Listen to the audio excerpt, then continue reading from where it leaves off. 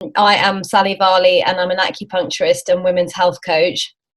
And I have got a real passion for helping women to balance their hormones and boost their fertility and get through menopause without completely losing their minds and their bodies. And so I have an online course called Naturally Manage Menopause.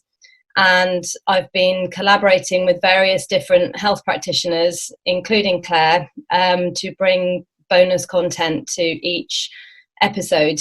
And I was really pleased to meet Clare because she's local to me, but also, so, you know, we may be working with some of the same people, and although obviously online is great because we can work with anybody in the world, but Clare had some pelvic floor issues in some years ago, and she's going to share her whole story.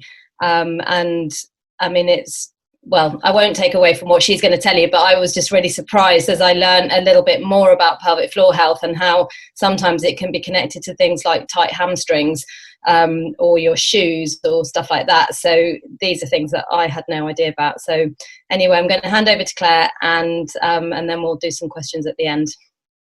Thanks, Sally. Hi, Rosalind. So yeah, I'm qualified as a yoga teacher. That was my sort of first entry into kind of movement and, you know, getting really interested in anatomy, human body. And I now specialise in pelvic floor health and yoga for pelvic floor health, because of my own problems. So I'll kind of just give you a bit of a backstory. I mean, I probably think I've suffered with pelvic floor issues for a number of years, but it became much more of an issue after the birth of my son, who is now 3.5. My issues were frequent trips to the toilet, so needing a wee, feeling like I needed a wee quite a lot.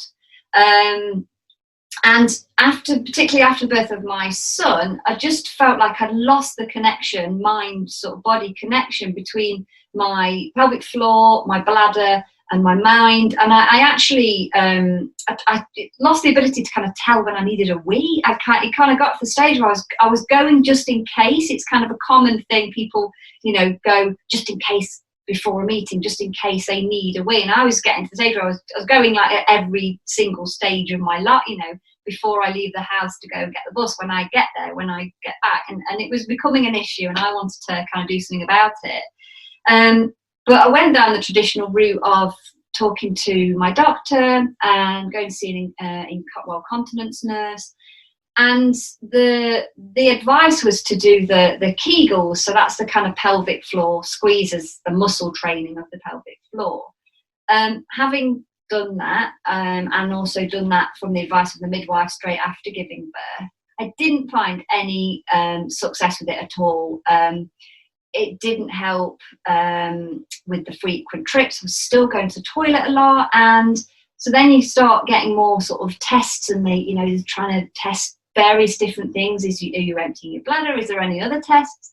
Nothing seemed to be a problem, but I knew that this wasn't a normal thing to be experiencing. So that's when I started to research down the human anatomy side, knowing my passion for kind of movement and yoga. Led me on to discovering a course which was actually a whole body approach to pelvic floor rehab. And the more I read about it, I was something like, this could be the thing that I need. So what I did was actually start the teacher training in pelvic floor restorative exercise, in the aim to rehab myself, and then, you know, maybe that's something I might help with other people. And I went through that course, I became qualified at the same time. And I had so many light bulb moments studying this course and learning about the body. And the main thing was learning how each part of the body and the way it works affected the pelvic floor. Because talking to continence nurses and GPs, it was always about just focusing on the pelvic floor muscle. So focusing on that muscle group and nothing else. There was never any mention of your feet or your hamstrings or the clothes you wear. So that was when So basically the approach that I now teach other women, and the approach that I use to rehab myself, was a whole body approach, full mind body approach. And it's kind of made up of three sort of main elements, really. The first being restorative exercises, and that's about realigning the body, strengthening all of the major muscle groups, and learning how to breathe as well. And it might be quite surprising, or you might know, but starting with the mobility of the feet is where I start now with my clients in their pelvic floor journey.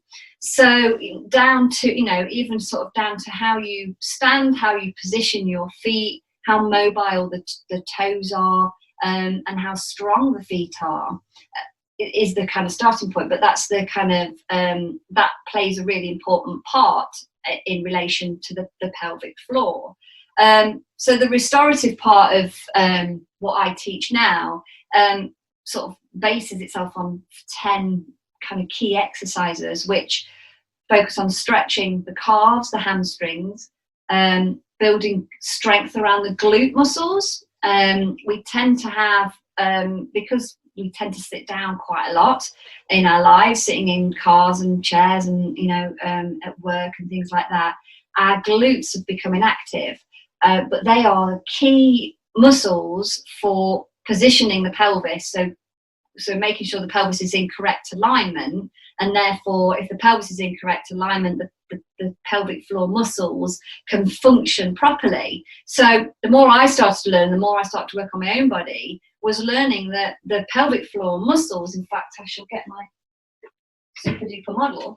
So the pelvic floor muscles, which are kind of here indicated in red, sitting at the center of the body, and so important to everything, sitting inside the hips and all the pelvic, the organs that we rely on, were affected by the strength of the glutes, which sit here, and the position of the pelvis. So by restoring the way the body functions, so realigning the pelvis so that it's not, sometimes we can end up with a tucked pelvis or an untucked pelvis.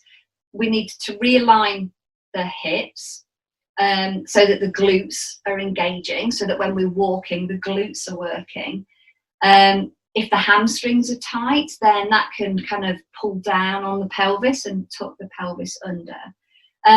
So it was all these things kind of starting from the feet, that as you work through the body, we kind of start to restore the body back to how it, it's kind of like restoring it back to factory settings, if you like, because we become kind of out of alignment in the lives that we lead, and probably stop paying attention to perhaps how our body's working, because we've become adapted to different ways. And if we're sitting down a lot, for example, our body becomes a little bit more slouched and the pelvis tucks under naturally.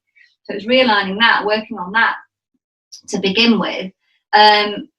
Another key factor was about the breathing, so learning to breathe into the ribs, and also understanding the relationship between the breath and the pelvic floor. So when you breathe in, the pelvic floor naturally relaxes, and then when you breathe out, the pelvic floor should automatically, when it's functioning well, and then when it's got space to, it should contract upwards, and then that provides the support for all the organs that sit above it.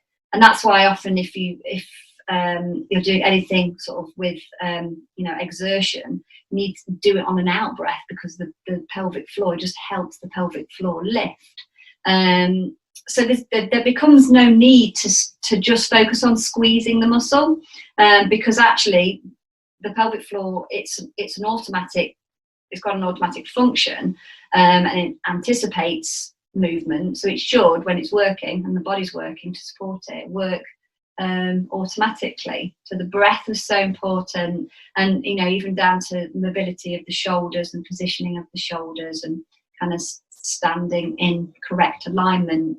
So that was the kind of the restorative bit. And then because of my interest in yoga, I now add in, I've adapted a lot of the yoga sequences that I teach, or that are traditional part of a yoga class, to make sure that we focus on strength and mobility rather than flexibility. So making sure the body is we're focusing on strengthening muscles and not just stretching beyond boundaries and just stretching or getting into poses for the sake of getting into a certain pose for the way it looks. So all of my yoga now, I teach, it's safe and it's sustainable for anybody, but particularly for people with pelvic floor dysfunction, so that because some poses, if you're overstretching in certain areas, can actually make your pelvic floor worse. And I was finding that going to yoga classes, that was another thing. You kind of think that yoga's all brilliant, but if you're stretching in the wrong way and you're prone to overstretching, then that can also have a negative impact on this, position of the pelvis, which is so critical to pelvic floor health. And then the third sort of factor in that is lifestyle factors, which some of them are quite surprising, like the types of shoes that we wear, wearing tight clothing, so wearing tight jeans around the waist puts pressure sort of internally onto the abdomen, and then that pressure, like a balloon, if you squeeze a balloon, it's either going to go up or it's going to go down. So wearing tight jeans, if you've got pelvic floor problems already, that pressure is going to go down, pressing into the bladder, and just put strain onto the pelvic floor muscles itself. So now I always kind of wear like baggy trousers or baggy waistbands, because it makes such a difference. So it's a total kind of lifestyle, whole body, realigning the body approach that it's not common advice from NHS, unfortunately. And actually the advice of just doing the squeezers, the Kegels, if you already have a strong pelvic floor, they're going to just make it worse and could make it tight. And that was one. I went to a women's health physio, which I definitely recommend doing as well, to kind of get the internal examination to understand what's going on with your particular pelvic floor.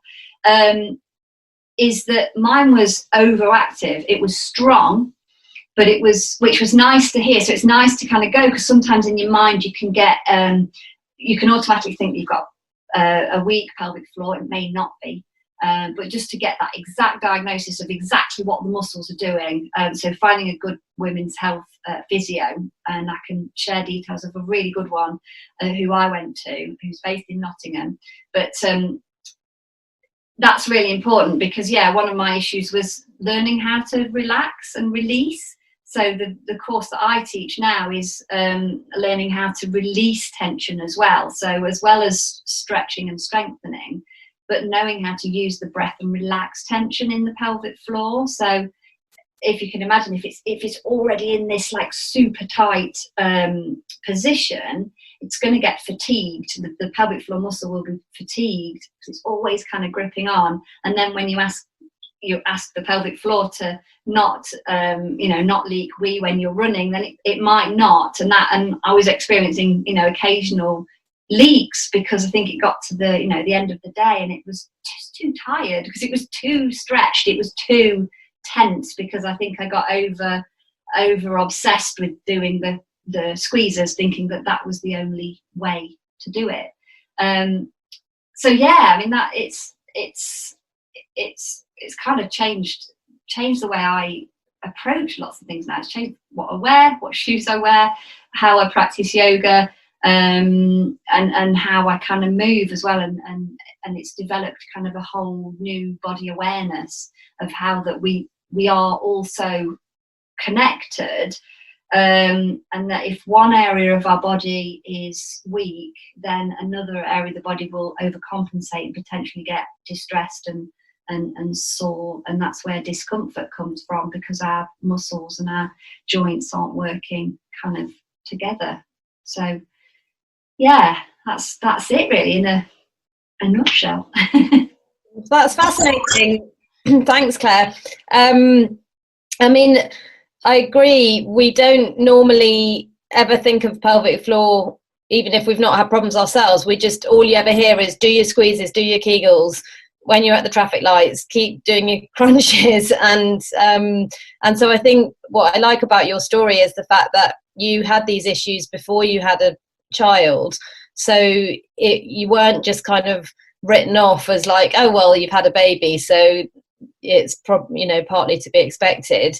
And looking back, do you feel like, can you pinpoint what were the things that you may or may not have been doing that could have led to it? I think definitely I knew, well, I realised that my glutes were inactive, so I had a really flat bottom. I had office jobs for many years, for like over 15 years. I've worked in, sitting down for 8 hours a day, not walking around at lunchtime, not really doing any movement, and that my glutes were definitely inactive. Learning the breathing into the rib cage was one of the things I wasn't doing. I was breathing very much up here and very much like an anxious breath, and that was really kind of putting a lot of pressure in the abdominals. But yeah, I'd say definitely glutes, and I think that's it's always a thing that I kind of always return to. But I make sure my glutes are active, because they, even if you're sitting down for a few hours, they'll kind of switch off if you don't kind of together and purposely put the mind back into the bottom and focus on it. Yeah. I think that's, those two things are probably really common for people, because we all sit so much, and I think none of us really breathe properly, probably me included. And I think unless you consciously do some work on breathing right, then most of us do breathe quite shallowly. And I was quite interested in what you said about people who wear tight jeans, and that can sort of push the abdomen down and affect it, because again, that's not really something that is very obvious. It wouldn't occur to me that, it's obviously more comfortable. I mean, I think now after lockdown, there'll be a lot more tight jeans going on. I think lots of people are kind of eating constantly, so that's something to be aware of, isn't it? Yeah, and not gripping, because I was gripping my belly as well. So even unconsciously, because we kind of in the West particularly, we're always kind of gripping in, and even if it's just for a moment to see how we look, it's kind of like that, suck the belly in, and we have this constant dialogue of suck the belly in, look a bit thinner, or put on those tight, this Spanx or something to look slimmer, so subconsciously, even if your belly isn't an issue, or weight isn't an issue for you, we do kind of suck the belly in, and learning how to release the abdominal muscles and just let them be loose, and then be able to breathe. It's just so important. Did you ever feel any pain with it? Is it a thing that can be painful, or is it just the bladder that gets affected? Well, I personally, when I was actually pregnant, had pelvic girdle pain, and towards the end of my pregnancy, it was very painful, to the point where I couldn't stand on one leg comfortably. So building up hip stability was really important for me, as well as the glute strength, and that unstable hips is very common, whether you've had children or not. So there can be pain involved, and that might be something, you might have had children a long time ago and still experience it, or never have had children. Men get pelvic floor problems, but that is much less documented than even women's, and women's isn't that well known about in terms of what we need to do. I mean, when you started off by saying that you found yourself going to the loo constantly, I mean, I feel like I do that as well, but not because I don't feel it, I just don't want to be caught out, so it's a sort of habit thing. But do you think, is that a bad thing to do, because I'm sort of training my body to just go constantly? I mean, it could be. I wouldn't like to sort of specifically say, but if it feels like it's impacting on the quality of your life, then and I think it was for me, because I was getting to a stage where I'd get nervous about going out anywhere that I didn't know where the toilet was, because I got into this sort of mindset of panicking then, and I didn't trust my own body to not need to go for a week, even though I'd never actually had any accidents while I was out. So actually calming down, learning to breathe, using the yoga as well to sort of get that trust back in my own body, because that just totally went, and that was more pronounced after the birth of my child than it was before. But I think it just escalated. I think going to the toilet frequently isn't necessarily an issue, particularly if you are drinking quite a lot, and you're drinking quite a lot of water and herbal teas. But I think if it impacts on the quality of your life, then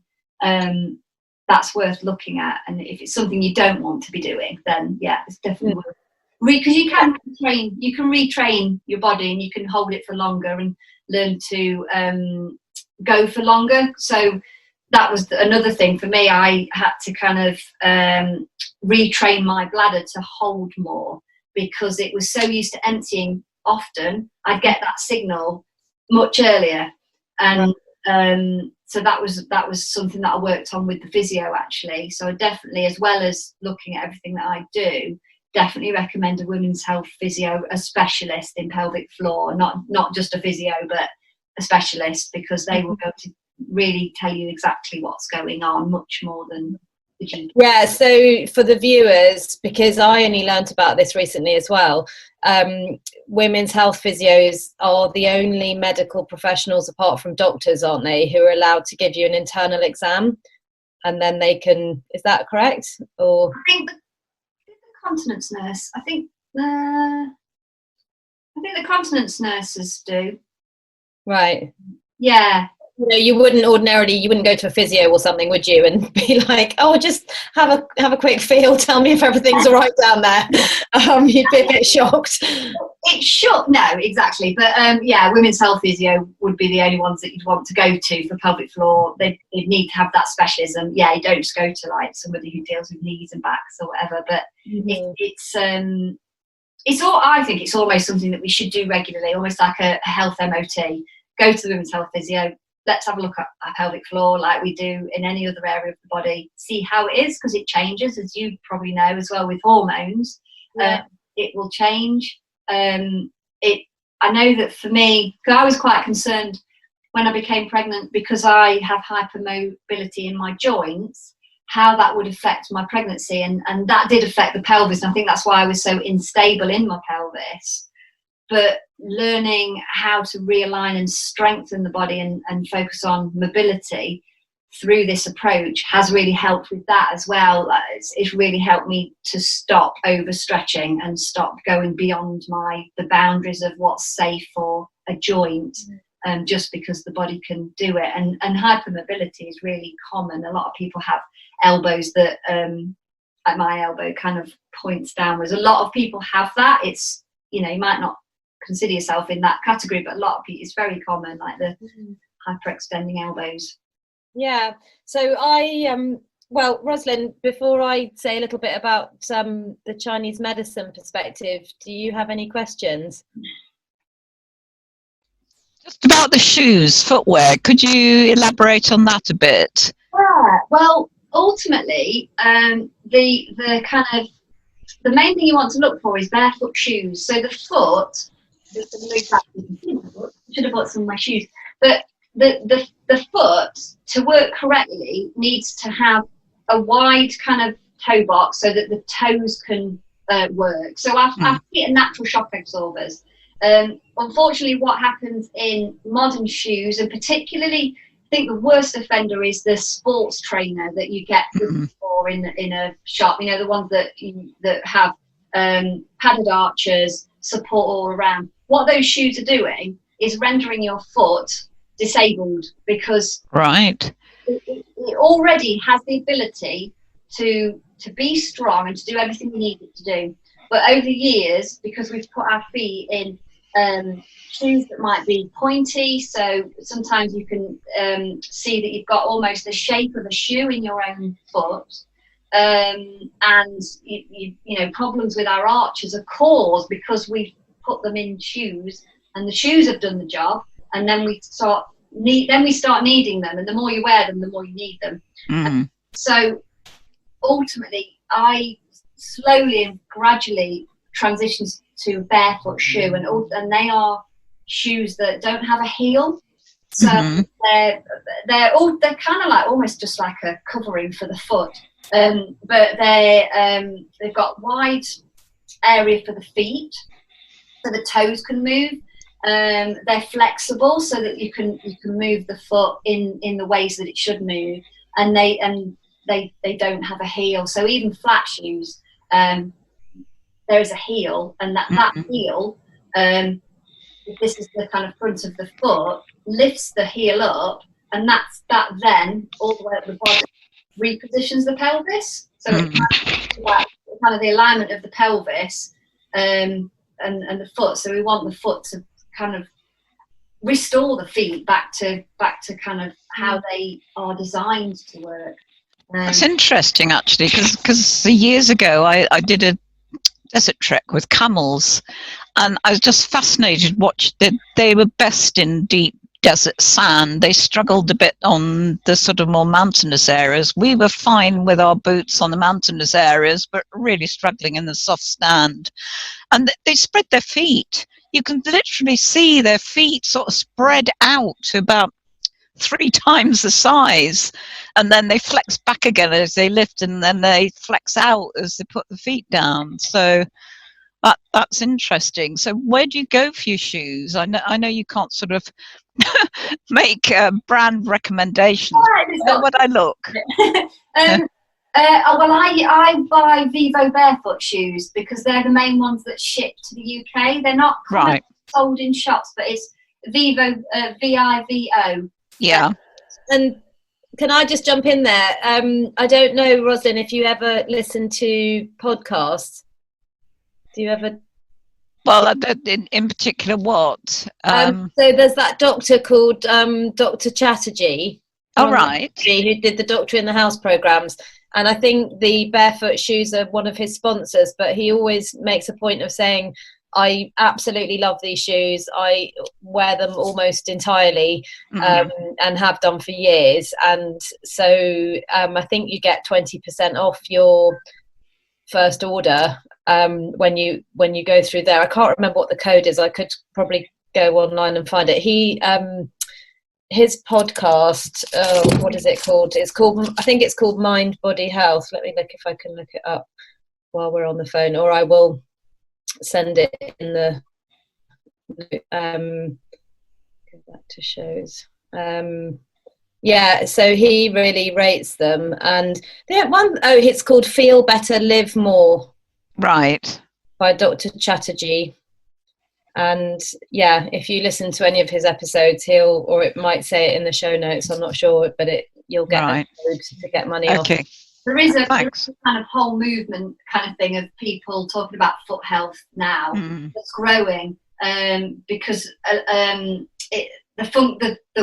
well functioning of the body starts with the feet. So if there are any problems, knee problems, back problems, hips, all the way up, if you get your feet mobile and strong, then you're building that strong foundation. And because we've been so conditioned to think that certain shoes are good for us, or and even we all, not we all, but there's fashion shoes. We all have worn shoes that aren't great for our feet because they look nice, but we've put our health at risk because of it, really. So getting out of that, I'm amazed because in the last few years, I mean, I hardly ever wear heels. I hardly ever did anyway, but since having my son, who's now 5.5, and working from home and not really going to places where I have to get dressed up much, if I do wear a heel now, within a day or two, I have got a sore back and a sore knee, and then I have to go and have physio for it. And I've just, over Christmas, I think I can get away with, like, when I say a heel, I mean, I'm talking about like an inch or something. It's really pathetic. But at Christmas, we had a few, like 23rd, 24th, 25th. And I wore this little heel on all those days. And by the end of Christmas Day, my back was in quite a lot of pain, which I don't normally have. And so I think I have to accept that my body's changing, and it's probably not as toned as it used to be, and I do sit down a lot because of my work, and You know, and like you've explained, Claire, it just is all connected, isn't it? And oh yeah, definitely, yeah. We just don't realise. I think we look at things in isolation, yeah, and that's no fault of the sort of the NHS, because we all know the NHS are wonderful, but there just isn't the time to think about the whole body. So we have to, you know, we're responsible for our own selves. Really, we shouldn't be relying on the doctors to tell us what's good and right for ourselves. But yeah, when you said what are the main things for me, I definitely think the barefoot shoes as well, looking into that and transitioning. But if it's something that you're interested in, I'd definitely say to transition into them and build it up, because if you've got the foot strength to begin with, then you can hurt, you know, damage or strain the legs. But you know, you can, just by walking will do it. Right. And I think this is a great endorsement of the fact that we're in the business of holistic health.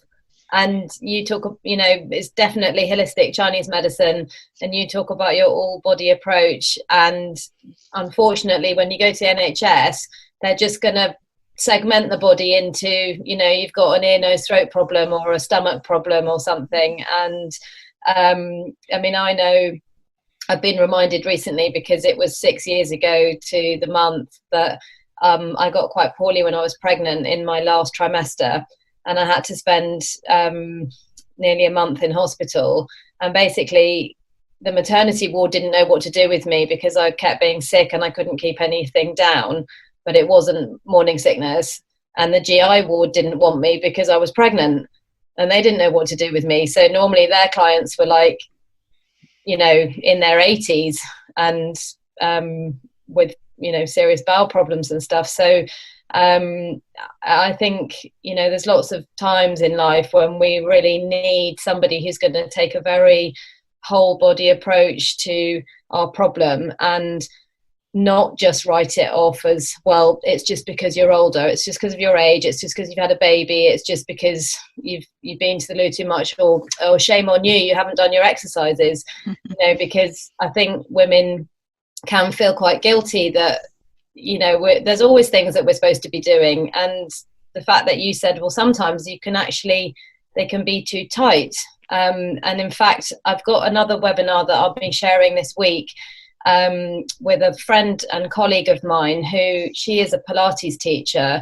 So she's got a, you know, very healthy pelvic floor, and yet she was having all sorts of issues down there, and quite a bit of pain and some leaking, and she really couldn't understand what was going on. But it turned out to be basically atrophy of the vagina due to menopause. And so it's connected, but it's a slightly different thing. And she's suffered for a long time with it, but she's now found some ways around it. So I think we have to stay open all the time to different solutions, and not just be fobbed off by doctors, and not just put up with things, you know. And that's very much part of my work with hormones as well, that women, we're just told, your periods are going to hurt, your menopause is going to be awful, deal with it, you know, just suck it up. Well, it's common, but it's not normal. So I want to help women know that, and I think you do too, Claire. And so hopefully between us we can add to that. It doesn't help with those awful adverts for Tenor Lady and Always Discreet, where you've got women of all ages, and I know what they've done. They've tried to be diverse and show that we all get it, which it's true, but they've normalised it and said, you know, it's fine if you leak a bit of wee, just put up with it, wear these pads or wear these pants. And that frustrates me, because I think, no, don't put up with it, because you can change something, you can change it, you can stop that, and you don't have to wear pads.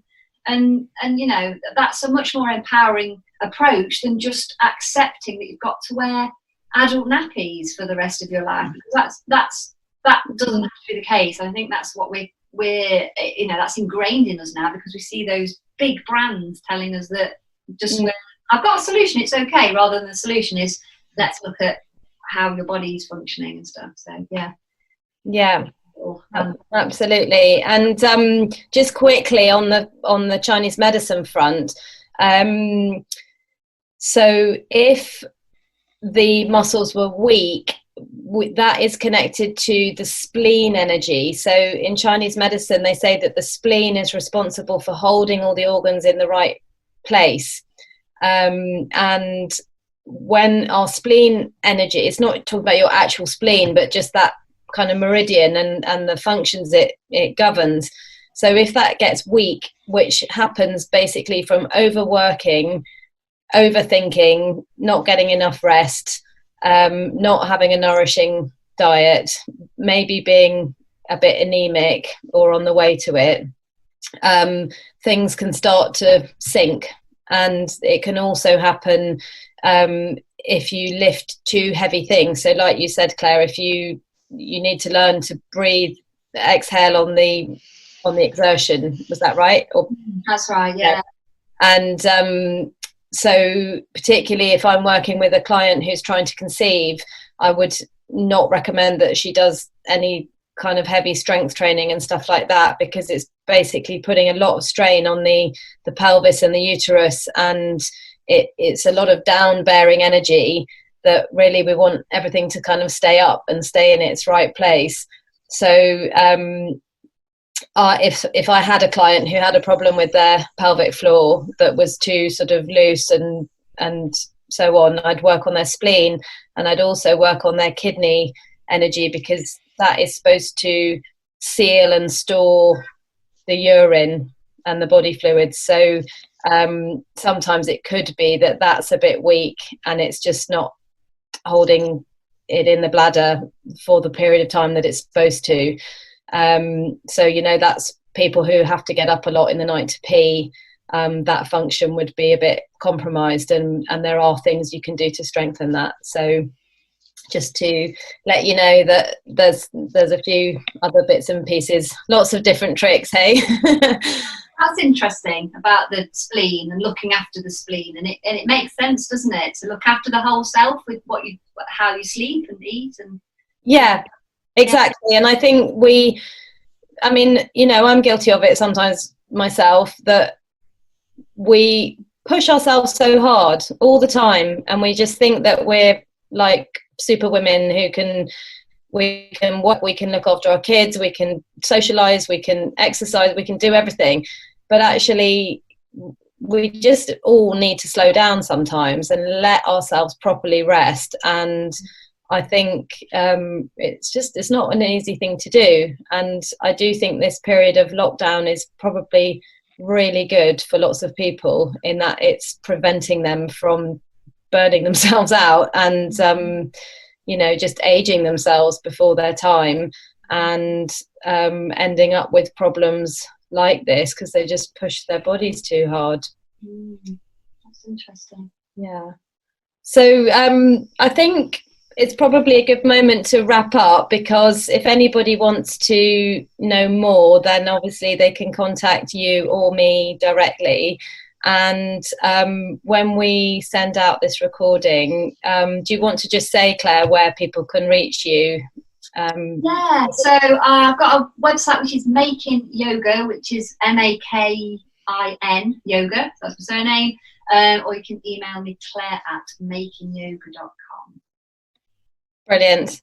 And I'm available at sallyvarley.com, and I've also got 2 Facebook pages. One is called Healthy Hormones, Happy You.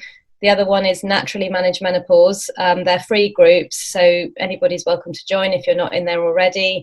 And by all means, drop me a line if you want to know more about how Chinese medicine can help you, and more about the Naturally Managed Menopause course.